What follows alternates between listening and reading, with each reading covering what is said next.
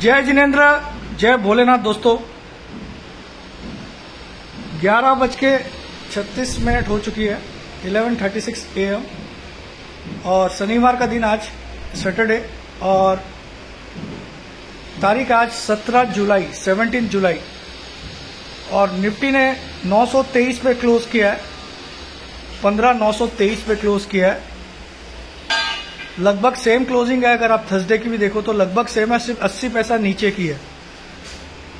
और चलिए थोड़ा सा सुबह का व्यू दिखाता हूं आपको।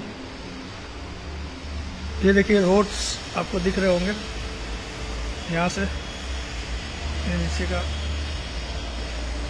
गार्डन, सामने छोटा सा मार्केट है और ये मेरे तो चलिए अब मैं थोड़ा सा मार्केट की आपको स्टडी बताता हूँ। देखिए मार्केट ने क्लोजिंग तो 923 की बहुत अच्छी दी है, लेकिन एक इसमें डाउट डाला मार्केट ने। और चलिए पहले यूएस मार्केट की भी बात कर देता हूँ। यूएस मार्केट कल 300 पॉइंट डाउन बंद हुआ है और इस चक्कर में हमारा एसजीएक्स निफ्टी भी शायद आपको 100 पॉइंट नीचे ही दिखा रहा होगा। जो एसजीएक्स निफ्टी है वो 100 पॉइंट्स नीचे दिखा रहा है आपको। मेरे ख्याल में 820 के करीब दिखा रहा है, जबकि हम कल 923 पे क्लोज हुए, 100 पॉइंट से ज़्यादा नीचे दिखा रहा है। लेकिन वो तो सब कुछ मंडे को पता चलता है, ये एसजीएक्स के भरोसे कभी रहना नहीं चाहिए, ये मेरा मानना है।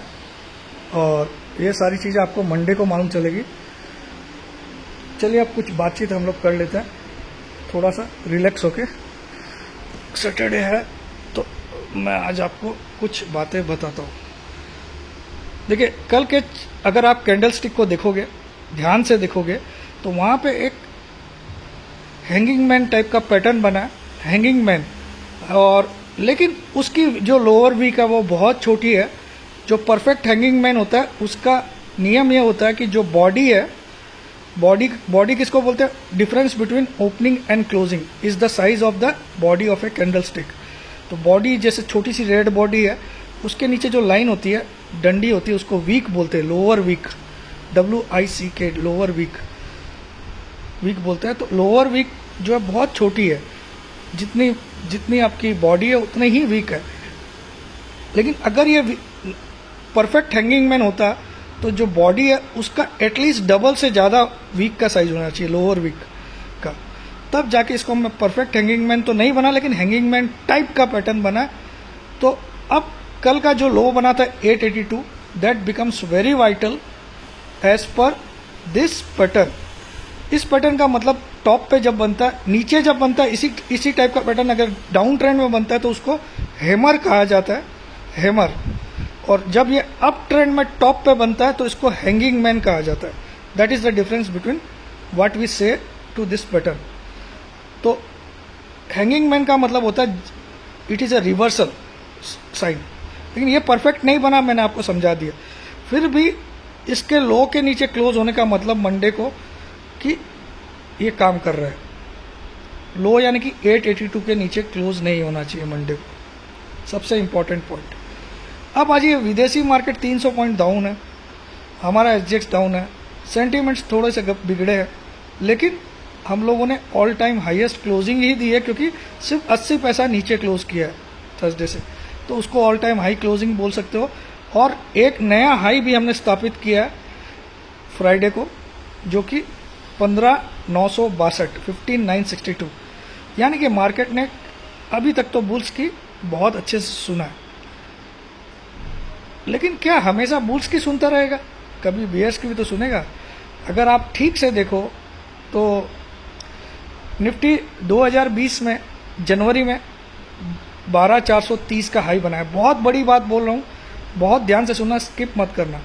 निफ्टी 2020 में जनवरी में 12,430 का हाई बनाया और उसी 2020 में मार्च की 24 तारीख तक ही उसने 7,511 का लो भी बना दिया। जनवरी में क्या बनाया? 12,431 का हाई, और मार्च में 2020 में 24 मार्च तक उसने बना दिया 7,511, यानी कि 4,919 पॉइंट की fall with in a span of 2 months उसने दिखा दिया, 2 महीने में टॉप से बॉटम दिखा दिया, वो भी 4,919 पॉइंट गिर के। लेकिन that was due to the arrival of corona, fear of arrival of corona, fear of.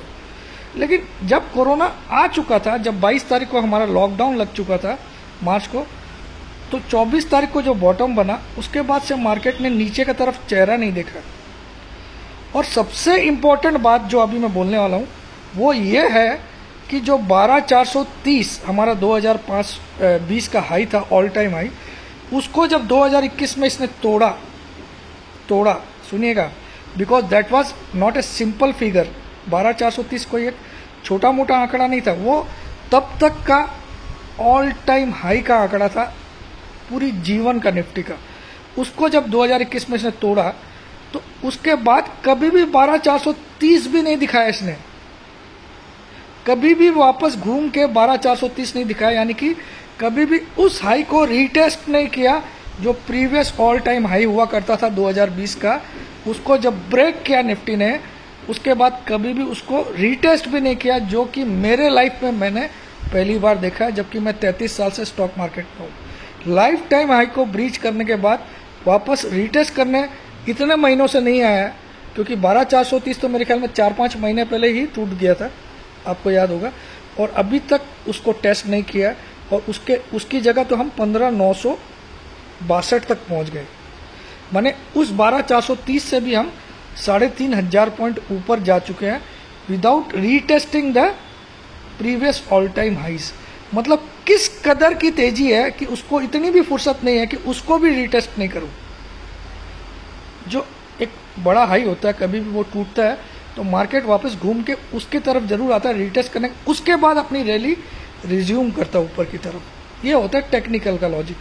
जैसे आप अभी एग्जांपल में देखो, मारुति ने क्या किया, 7,350 का इसका एक ब्रेकआउट लेवल था, इनवर्स हेड एंड शोल्डर, उसके ऊपर 7,700 तक गया, लेकिन घूम फिर के वापस उसको रीटेस्ट करना है।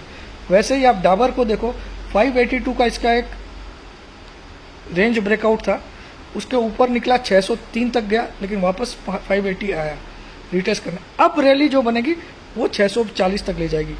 वैसे ही अब मारुति में जो रैली बनेगी वो 8,200 तक ले जाएगी। तो ये होता है प्योर टेक्निकल। निफ्टी में क्या हुआ, 12,430 को जब क्रॉस किया उसके बाद दोबारा कभी भी 12,430 नहीं दिखाया।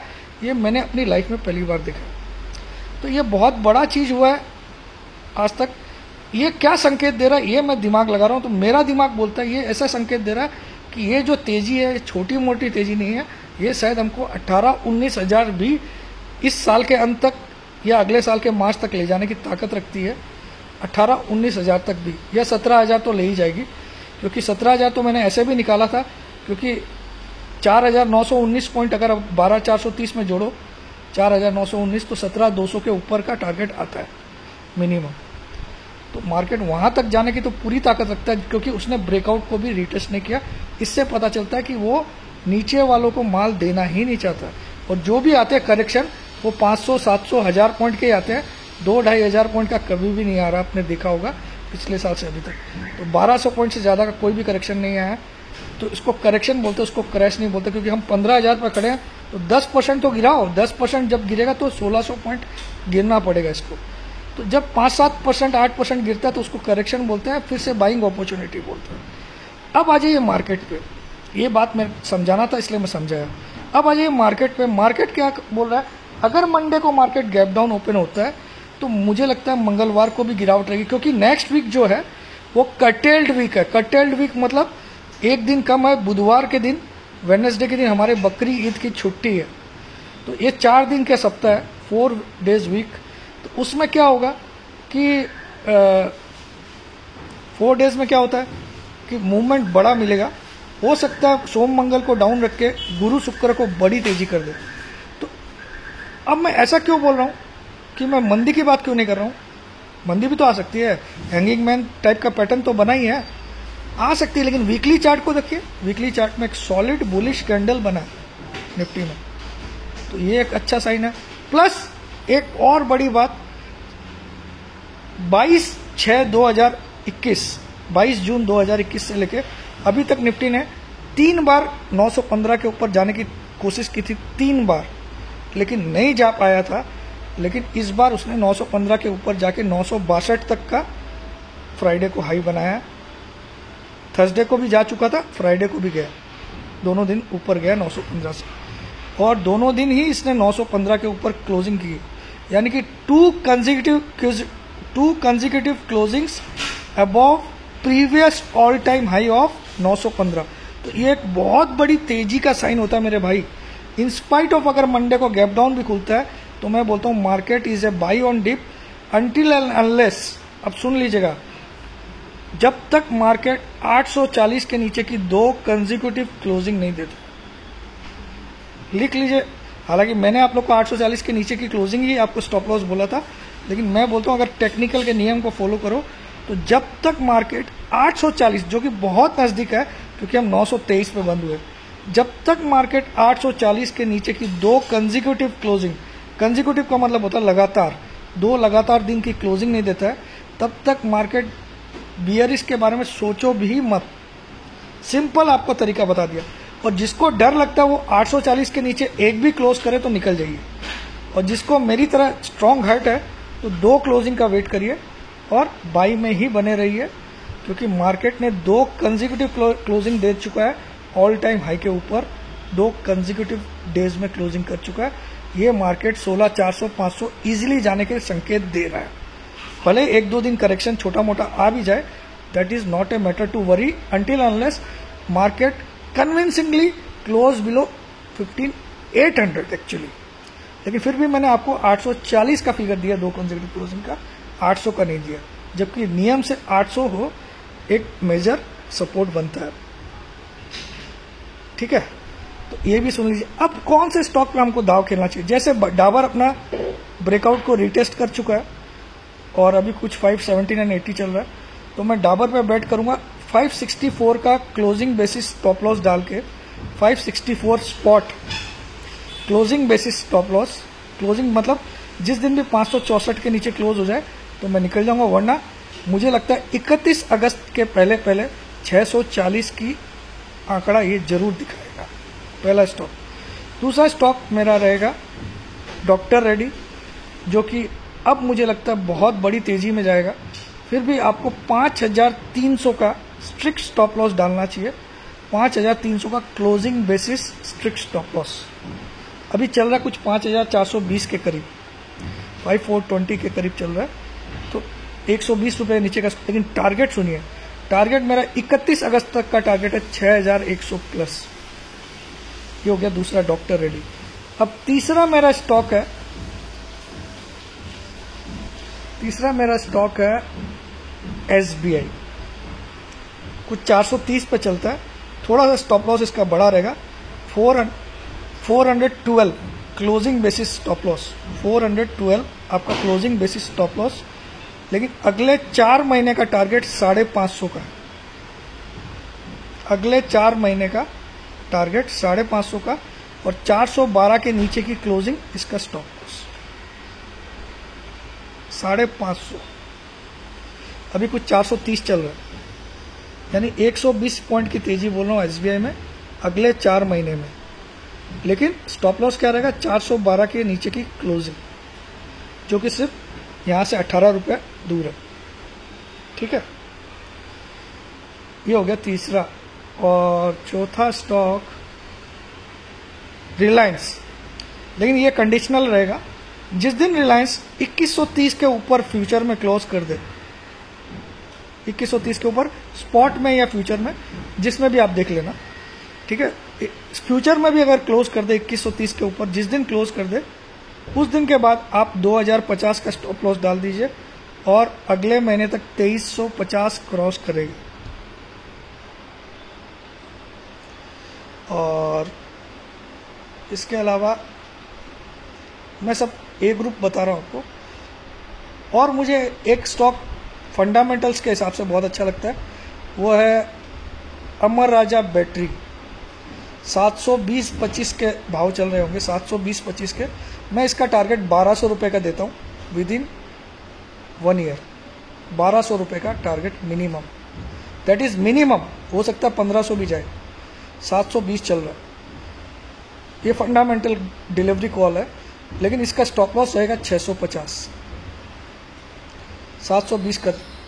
अब 1200 क्यों बोल रहा हूँ, क्योंकि आपको पता है कि बैटरी सेगमेंट में दो ही बड़ी कंपनी है, एक अमर राजा बैटरी, एक दूसरी एक्साइड।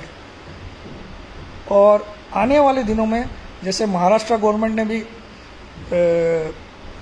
इलेक्ट्रिफिकेशन करने के लिए बात कर ली है कार्स की और सबकी, और गुजरात ने भी सब्सिडी अनाउंस कर दी है, वैसे ही कुछ आने वाले टाइम में आप बहुत सारे स्टेट में सुनोगे। तो ये जो इंडस्ट्री है बैटरी मैन्युफैक्चरिंग की, ये ज़बरदस्त इसमें बूम आ सकता है। जैसे अभी आप आईटी में बूम देख रहे हो, वैसे ही इसमें आपको बूम आ सकता है, ऐसा मेरा मानना है। और फार्मा सेक्टर पे आप हमेशा बुलिश रहिए जब तक कि कोरोना का जो बादल है वो छटते नहीं है, क्योंकि ये कुछ ना कुछ एक नया वेरिएंट लेके आते ही है। अभी आप अफ्रीका की हालत देखो, वहाँ पे कोरोना बढ़ गया है। आज ही मेरी एक फ्रेंड से बात हो रही थी युगांडा में, मेरे क्लाइंट से, तो उन्होंने बोला अभी हमारे यहाँ पे युगांडा में काफ़ी कोरोना अचानक बढ़ गया। तो यू नेवर नो कोरोना कभी भी ख़त्म होता है कि नहीं। अभी हम बहुत रिलीफ में है, लेकिन आपने देखा पब्लिक ने जैसे ही थोड़ा सा रिलीफ मिला, सीधा मनाली को भर दिया पब्लिक से। तो थर्ड वेव को हम खुद ही इनवाइट कर रहे हैं। तो इसमें फिर सृष्टि की कोई गलती नहीं है, हमारे अंदर पेशेंस नाम की चीज़ नहीं है। क्योंकि वैसे अगर देखा जाए ह्यूमन नेचर भी, हम उब गए घर पे। मैं भी अपनी लास्ट ट्रेवल किया था 2020 में, 18 मार्च 2020 मैं भुवनेश्वर टू सूरत फ्लाइट पे आया था। हमारी भुवनेश्वर में सेमिनार चल रही थी, तो 18 मार्च को मैं बैक टू सूरत आया था। वो लास्ट मेरी ट्रेवलिंग थी। उसके बाद सिर्फ मैं एक बार मुंबई बाई कार गया हूँ बस, और कोई ट्रेवल नहीं किया, बाकी सूरत में ही। तो उब गया आदमी, ट्रेवल नहीं हो रहा। जबकि मैं हर वीक मेरा सेमिनार होता था। पहले मैं दिल्ली, अगले वीक बेंगलोर, अगले वीक में मुंबई, अगले वीक में इंदौर, अगले वीक में भुवनेश्वर, ये मेरा रूटीन था। तो आदमी अब घर पे बैठ गया, तो थोड़ा तो होगा आदमी को, लेकिन जिंदगी रही तो ये सारे टूर्स बहुत कर पाओगे। लेकिन ज़िंदगी सबसे ज़्यादा प्रीशियस है, इसलिए ये मेरा मैसेज है आप सबसे, थोड़ा और पेशेंस रखो, 6 महीना और शांति रखो, तो अच्छे दिन भी आएंगे। और अब आज ये थोड़ा सा माहौल की बात करते हैं।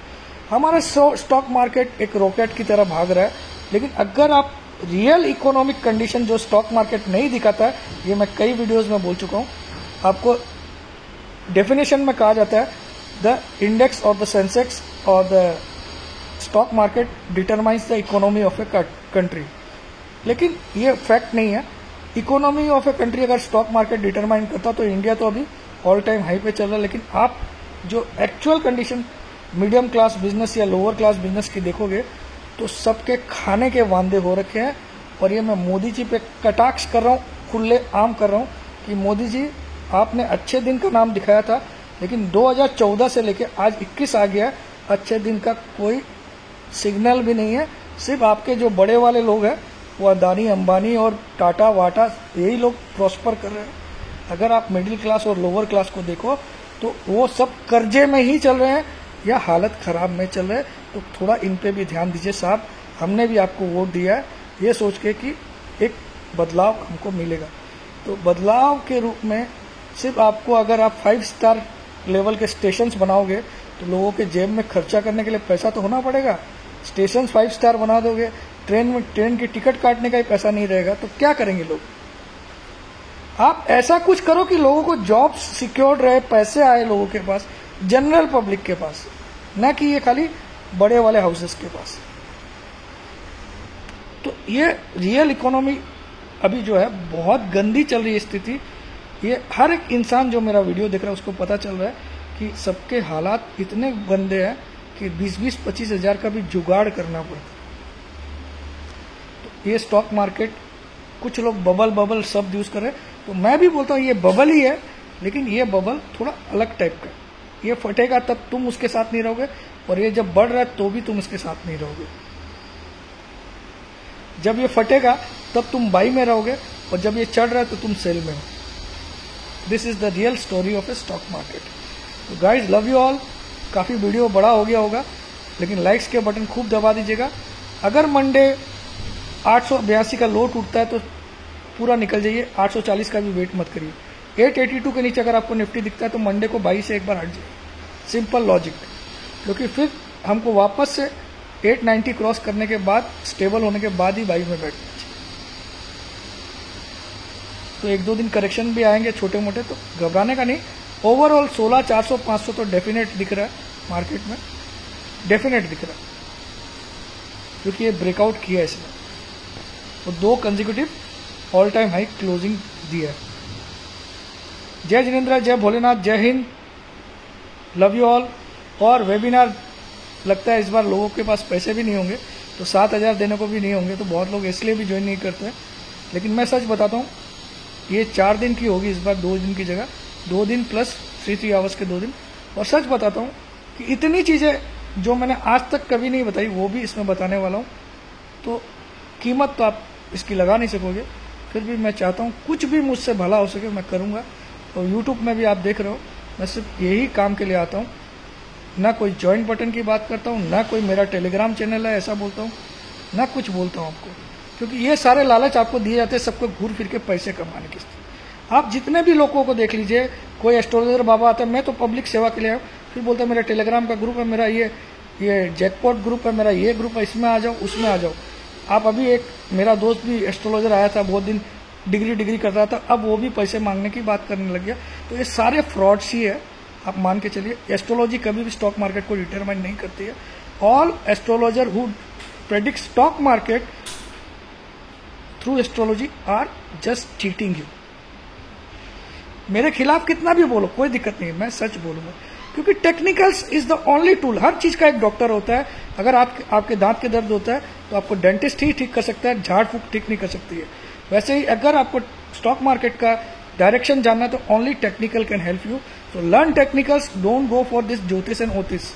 ज्योतिष आपकी कुंडली का एक ज्योतिष का मतलब क्या होता है? ईश्वर द्वारा दिखाई गई ज्योति आपको एक रास्ता बताती है। लेकिन ये लोग क्या बोलते हैं, 12 बजे से इतने बजे तक गिरे। अरे तो कब? अच्छा, अब कुछ एक मेरा दोस्त है, वो बोलता है कि इस संक्रांति से उस संक्रांति में डाउन रहेगा। भाई तो 1 पॉइंट भी रहेगा तो तू बोलेगा मैं राइट हो गया 100%। जो 1 महीने में ऊपर नीचे हुआ उसको तूने बताया क्या करना चाहिए? तो ये सारे फर्जी है। इनको कल का पूछ लो, बता नहीं पाएंगे, परसों का पूछ लो तो 100 में से 80 बार रॉन्ग निकलेंगे, गारंटी दे रहा हूं। ठीक है, फिर भी आप लोग जाते हो। मैं कभी नहीं बोलता हूं कि आप मत देखो, देखो इनको। आप जब तक आपको समझ में तब आएगा जब आप पूरे खाली हो जाओ। टेक्निकल सीखो, किसी के भरोसे मत रहो, मेरे भी भरोसे मत रहो, खुद सीखो। और पहले पेपर ट्रेडिंग 6 महीना 1 साल, जब तक कि आप इसमें पारंगत नहीं हो जाते हो तब तक मत उतरो ट्रेडिंग में। दुनिया खत्म नहीं हुए, 1 साल बाद भी आप उतर गए तो आप उतना ही कमा लोगे जितना आप कमाने के लिए बने हो।